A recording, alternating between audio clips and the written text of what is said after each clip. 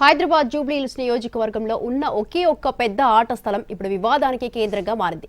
ఏళ్లుగా పిల్లల ఆటలు, యువత వ్యాయామం, పండుగల వేడుకలకు వేదికగా ఉన్న మైదానాన్ని ప్రభుత్వం ఇతర అవసరాలకు కేటాయించడాన్ని స్థానికులు తీవ్రంగా వ్యతిరేకిస్తున్నారు. జూబ్లీహిల్స్ నియోజకవర్గంలోని రహమత్ నగర్ డివిజన్లో ఉన్న ఎస్పీఆర్ హిల్స్ గ్రౌండ్ సుమారు 6 ఎకరాల విస్తీర్ణంలో ఉన్న ఈ స్థలం ఒకప్పుడు మొత్తం చెత్తతో నిండిపోయి క్వారీగా ఉండేది. 100 అడుగుల లోతులో గుంతలు, చుట్టూ కొండలు. పక్కనే ఉన్న గుడిని చేరుకోవాలంటే ఎంతో కష్టపడాల్సి వచ్చేది. అయితే గత ప్రభుత్వ హయాంలో దీన్ని క్రీడా మైదానంగా మార్చి స్థానికులకు అందుబాటులోకి తెచ్చారు. ఇది 6 ఎకరాల ఖాళీ ప్రభుత్వ స్థలం. గతంలో ఇది క్వారీలాగా ఉండేది. గత కేసీఆర్ గారి ప్రభుత్వ హయాంలో ఈ మొత్తం గ్రౌండ్ని పూర్తి స్థాయిలో కన్స్ట్రక్షన్ డెబ్రీ కానివ్వండి, గ్రావెల్ తోటి మొత్తంగా నింపి ఇప్పుడు మీరు చూస్తున్నటువంటి మైదానంగా మార్చాం. ప్రస్తుతం ఈ మైదానం ఉదయం 5 గంటల నుంచి మధ్యాహ్నం వరకు, మళ్ళీ సాయంత్రం నుంచి రాత్రి వరకు రద్దీగా ఉంటుంది. వాకింగ్, యోగా, వ్యాయామం, ఆటలు ఇలా ఒకటేమిటి అంతా సందడి సందడిగా ఉంటుంది. అలాగే బతుకమ్మ సంబరాలు, రంజాన్ ప్రార్థనలు, క్రిస్మస్ వేడుకలు కూడా ఇక్కడ నిర్వహిస్తారు. ఇలా హాస్టల్ కట్టాలని చెప్పేసి గవర్నమెంట్ సన్నాహాలు జరుపుతూ ఉంది.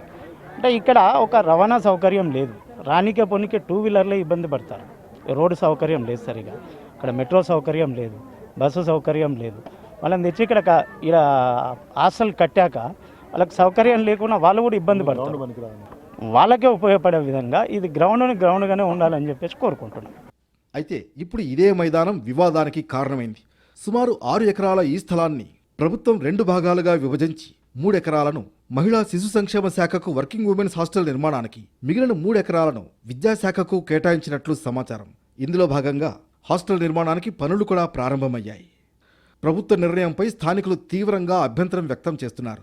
జూబ్లీహిల్స్ నియోజకవర్గం మొత్తం మీద ఇదొక్కటే పెద్ద గ్రౌండ్ అని చెబుతున్నారు.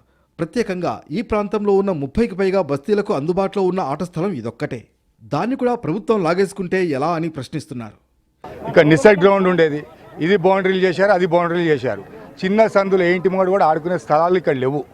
ఇంత పెద్ద గ్రౌండ్ కనీసం 100 బస్తీలకు సంబంధించి ఇక్కడ పిల్లలు ఆడుకుంటున్నారు. ఇప్పుడు ఈ గ్రౌండ్ని గ్రౌండ్ లాగానే ఉంచాలనేసి మేము ముఖ్యంగా మా ప్రధాన డిమాండ్. ప్రభుత్వాలు కూడా ఆలోచించాలి. ఈ డివిజన్లోని పాఠశాలల్లో కూడా సరైన ప్లే గ్రౌండ్స్ లేకపోవడంతో స్కూల్ స్పోర్ట్స్ కార్యకలాపాల కోసం కూడా పిల్లలు ఇక్కడికే వస్తున్నారు. ఇక సెలవుల్లో అయితే యూత్ ఎక్కువగా గడిపేది ఇక్కడే. అలాంటిది క్రీడా మైదానంలో నిర్మాణాలు చేపడితే తాము ఎక్కడికి వెళ్లాలని అంటున్నారు. కాబట్టి ఈ మైదానాన్ని తొలగించకుండా మరింత అభివృద్ధి చేయాలని స్థానికులు డిమాండ్ చేస్తున్నారు. జీహెచ్ఎంసీ లేదా స్పోర్ట్స్ అథారిటీకి అప్పగించి వాకింగ్ ట్రాక్, క్రీడా సదుపాయాలతో, లైటింగ్, సెక్యూరిటీతో పూర్తిస్థాయి క్రీడా ప్రాంగణంగా అభివృద్ధి చేయాలని రిక్వెస్ట్ చేస్తున్నారు.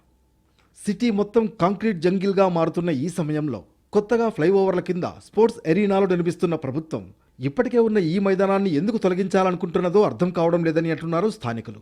వెంటనే నిర్మాణాలను నిలిపివేయాలని అధికారులకు వినతి పత్రాలు కూడా సమర్పించారు.